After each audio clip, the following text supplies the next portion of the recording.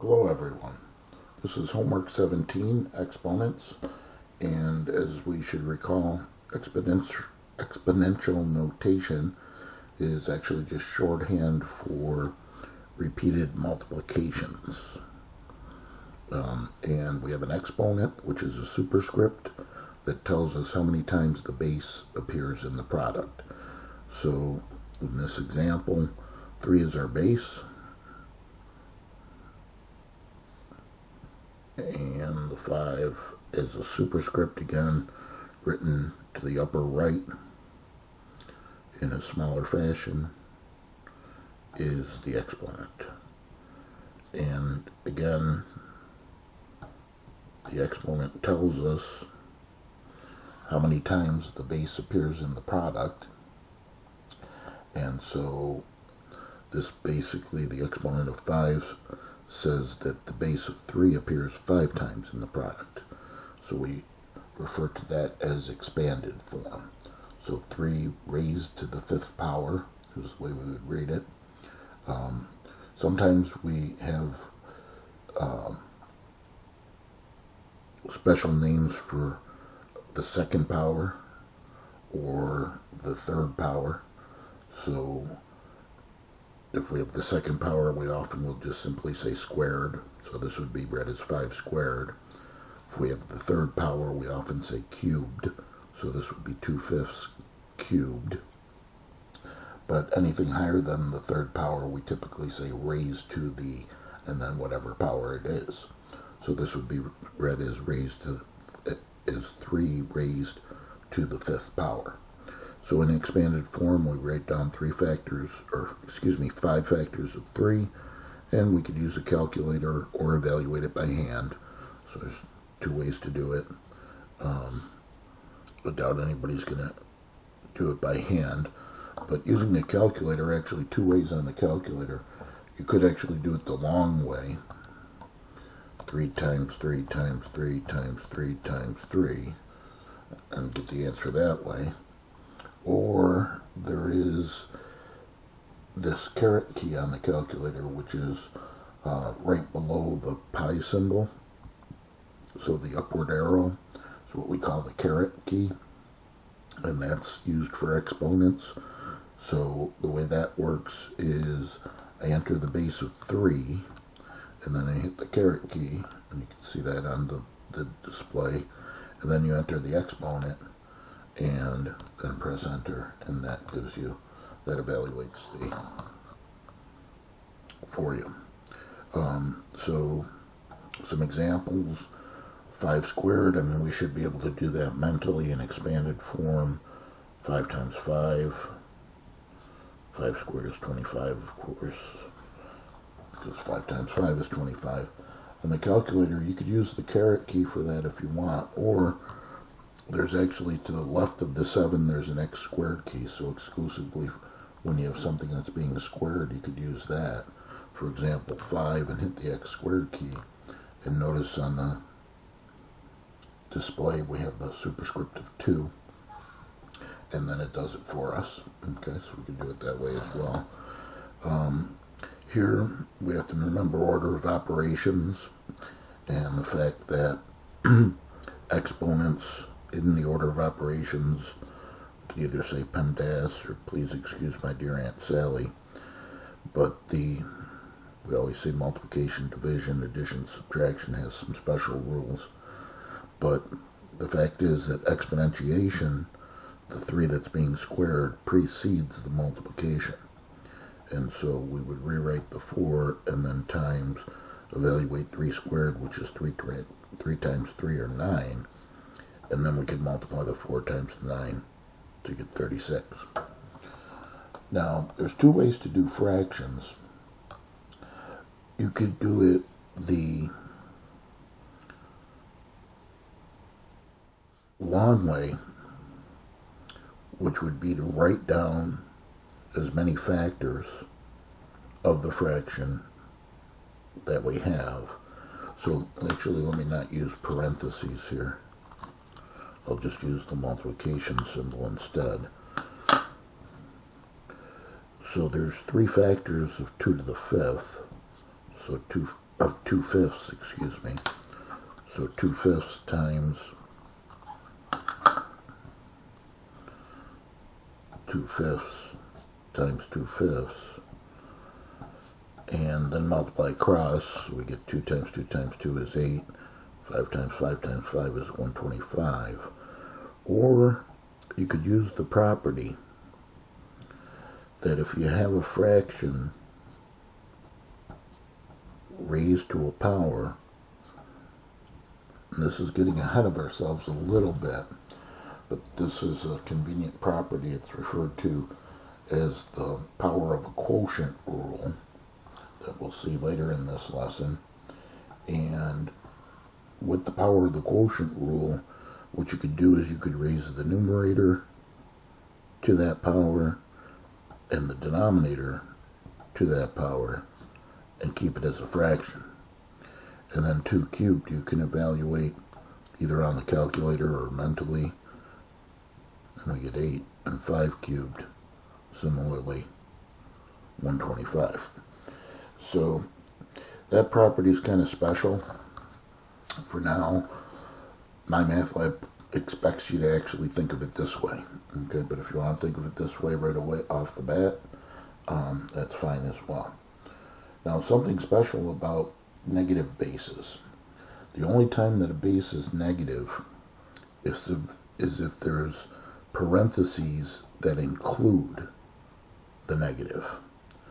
So when we see a situation like this, in number 4 we see minus 5 squared, it really means minus 1 times 5 squared.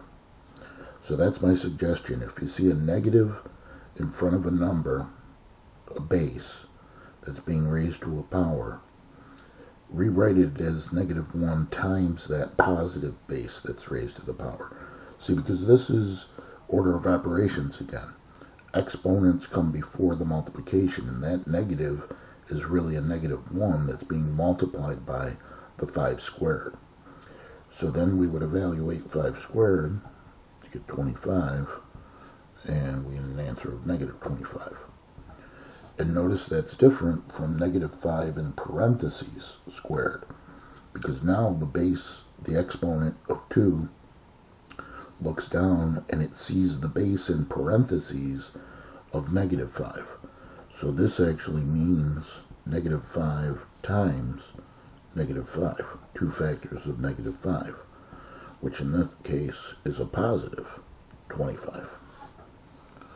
Okay, so in number 6, the situation where no parentheses, so again my suggestion, write negative 1 times the positive base of 3 that's being cubed.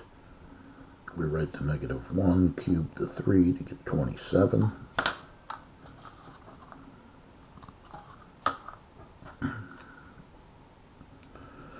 And then multiply to get negative 27.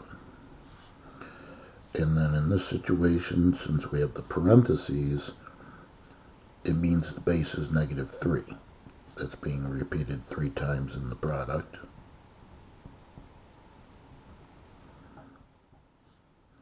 And you can do it by hand. Negative 3 times negative 3 is 9, times negative 3 is a negative 27. Now you might notice that it didn't really make a difference here with an odd exponent, but with the even exponent it did make a difference.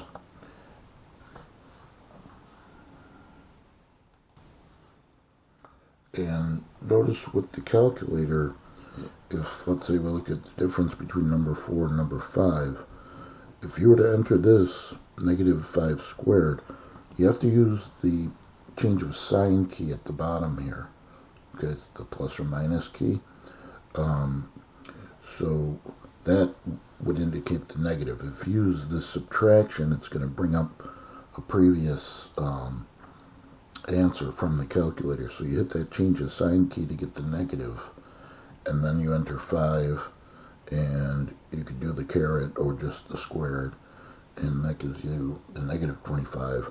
But then to evaluate the other situation, negative 5 in parentheses squared, you actually have to use parentheses change the sign key still to -5, close the parentheses, hit the x squared key, or you could use the caret key as well, and that gives you the positive 25.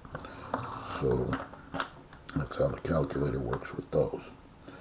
And continuing, we've evaluated expressions before, so same idea, just substitution.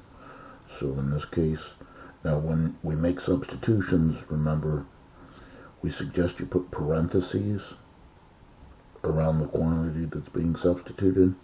See how that would make a difference? Because if you don't put the parentheses around the -3 that's being substituted for x, it would just indicate that the 3 were being squared, back to the idea of number 4 and number 5.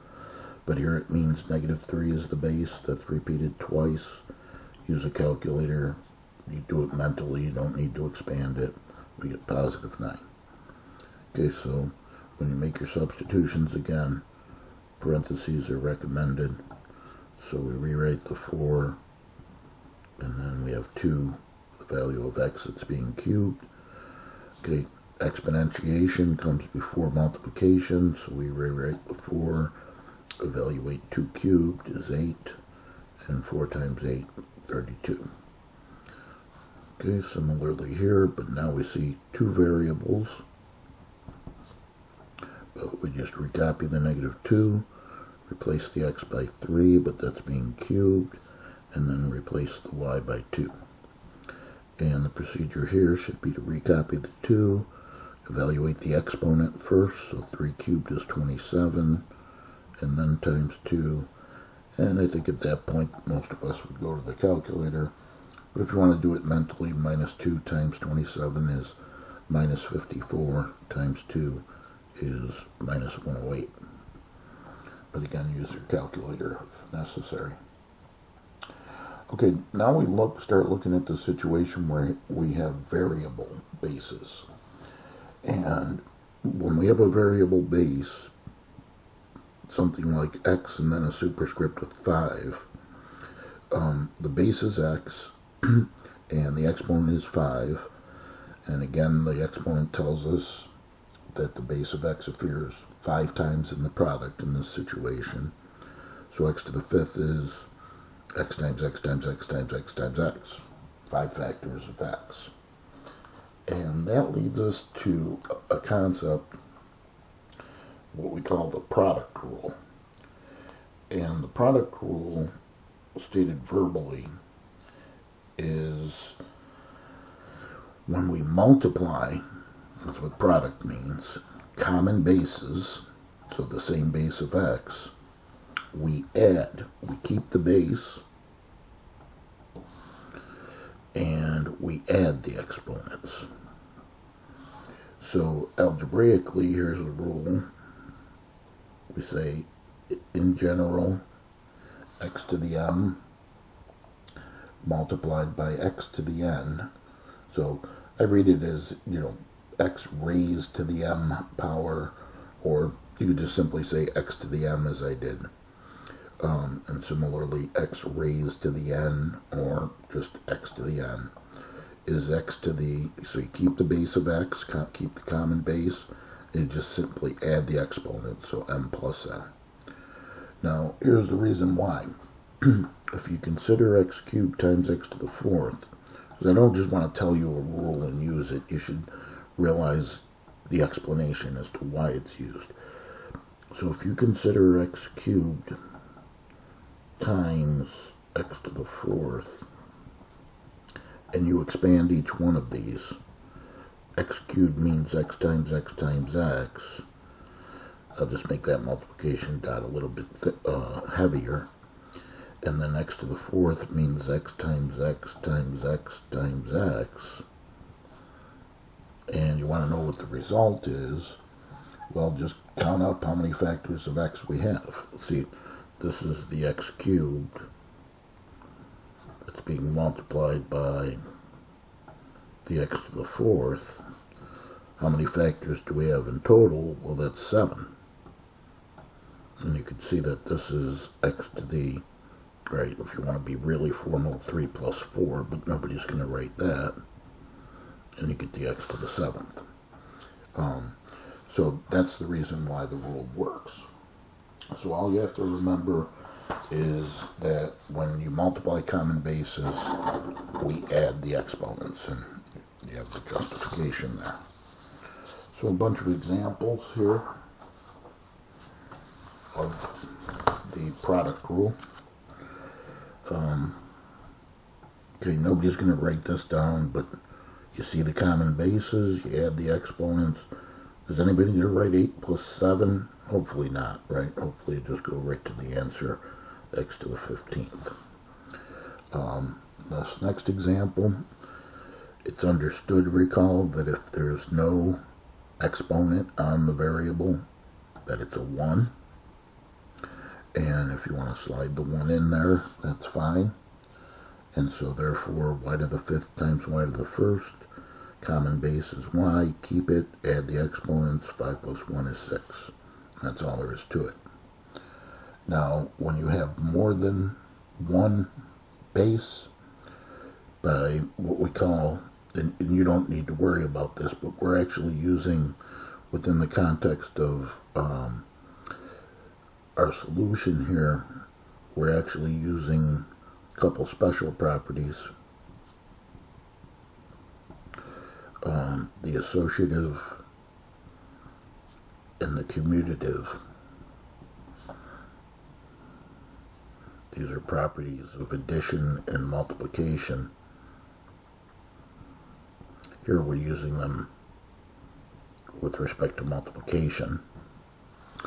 Associative means that you can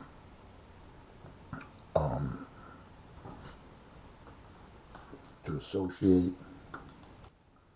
indicates grouping. So associative says we can group things together differently, and commutative is order. So not worrying about these properties, but knowing that we're using them, we could reorder this and group the common bases together. So instead of A and B, the A's and B's in parentheses here, and the A's and the B's in parentheses here, you can regroup them to have the A's together. So a to the 5th times a to the 12th. And if you want to put parentheses around them, you can. And then group the B's together. That's b to the 3rd times b. And then you could multiply the common bases and add the exponents. So here we get a to the 17th, and then times b to the, again, it's understood the exponent here is 1. So 3 plus 1 is 4. Okay, so that holds similarly for the coefficients. Now you don't need to show this middle step if you don't want to. If you have coefficients of the variables, you could group those together. So negative 5 times 3, and then group the common bases together. X to the 3rd times x to the 4th in this case. And then multiply negative 5 times 3, we get negative 15. Multiplying those common bases of x's, we add the exponents, we get x to the 7th. And again, you don't need to show this middle term. This extends it even further to 3 different factors, coefficients, p's and q's. But you could show the intermediate step if you like. Group the coefficients together. Group the p's together. And group the q's together. And the coefficients, negative 2 times negative 7, positive 14. If you want to slide the exponents of 1 in here for p to the 1st and for q to the 1st. Here we'd have p to the 5th, adding the exponents, and q to the 6th. Okay, so again, the middle step's not necessary. If you could just look at that and know to multiply the coefficients, multiply the p's, multiply the q's, that would be great. Okay, next we get to what we call the power rule. And the power rule states that if we raise a power to a power, we keep the base and we multiply the exponents. So when we have x to the m, that's referred to as a power. So if we take that and we raise it to a power, that's when we keep the base and we multiply the exponents. So there's our algebraic rule, our rule written algebraically, that is. So notice the difference between something like x squared times x cubed. This is the multiplication rule where we get x to the fifth, and x squared as a quantity cubed, where this is an example of the power of a power, and we multiply the exponents. So notice the distinction in the way they're written. But here's the reason why. If we consider x squared cubed,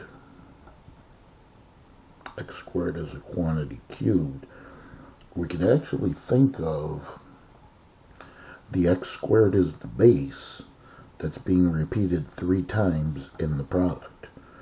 So x squared times x squared times x squared. 3 factors of x squared. And then we can think of the multiplication rule. And when we multiply common bases, we add the exponents. So x plus or x to the 6th. Okay, so that illustrates the reason why that works. And then we have the power of a product rule. And the power of a product rule says that when you have a product raised to a power, you basically raise each factor separately, each factor of that product to that power, and express the result as a product. So you can see algebraically here the way we wrote it. We have a product, x times y raised to the mth power. We take each factor and raise it to that power and keep it as a product. So x is raised to the mth and y is raised to the mth, and it's kept as a product. And here's the reason why, similar to the last example. If you start with xy to the 4th, it really means 4 factors of xy.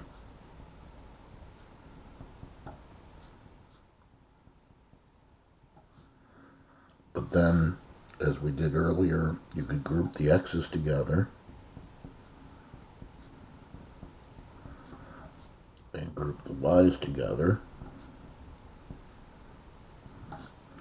And then we know this means 4 factors of x means x to the 4th, and 4 factors of y means y to the 4th. So that's a justification for that rule. So all we have to do is be able to recognize that you need these particular rules. And again, the distinction, as we explained here, this is multiplication.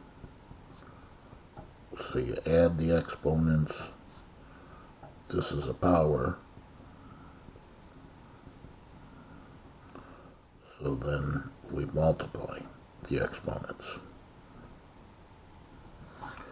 And you can see the difference in the way they're written, with the parentheses basically indicating that you're multiplying these exponents.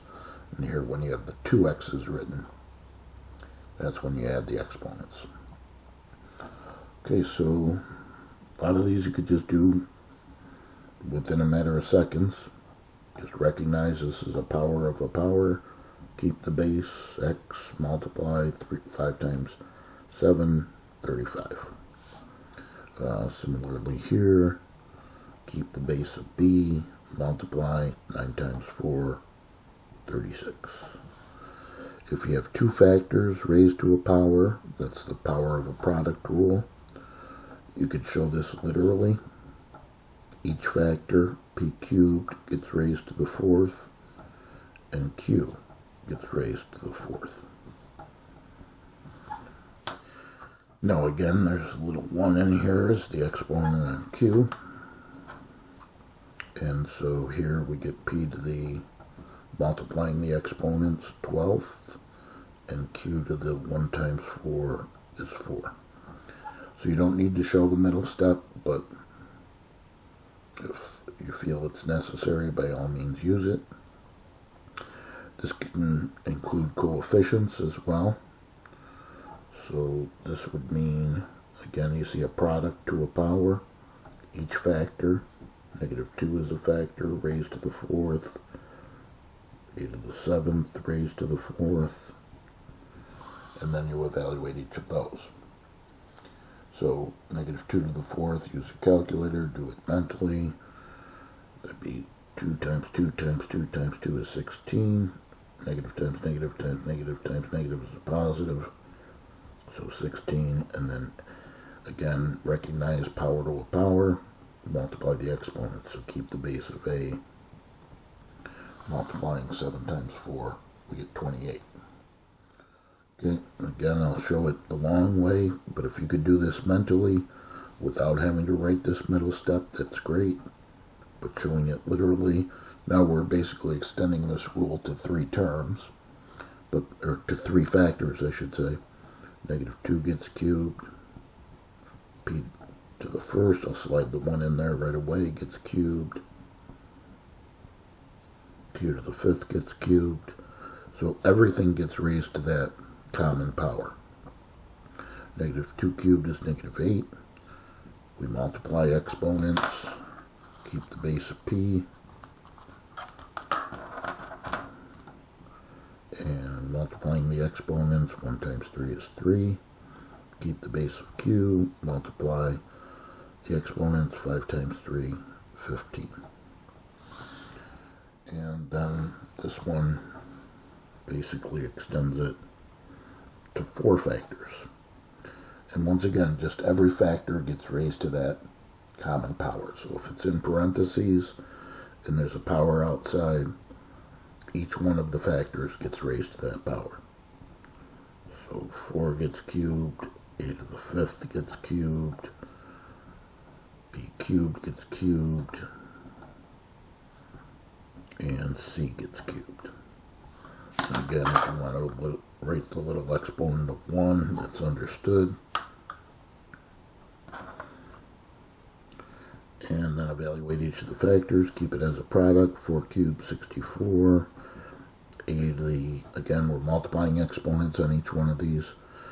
So a to the 5 times 3 is 15. B to the 3 times 3 is 9. And C to the 1 times 3 is 3.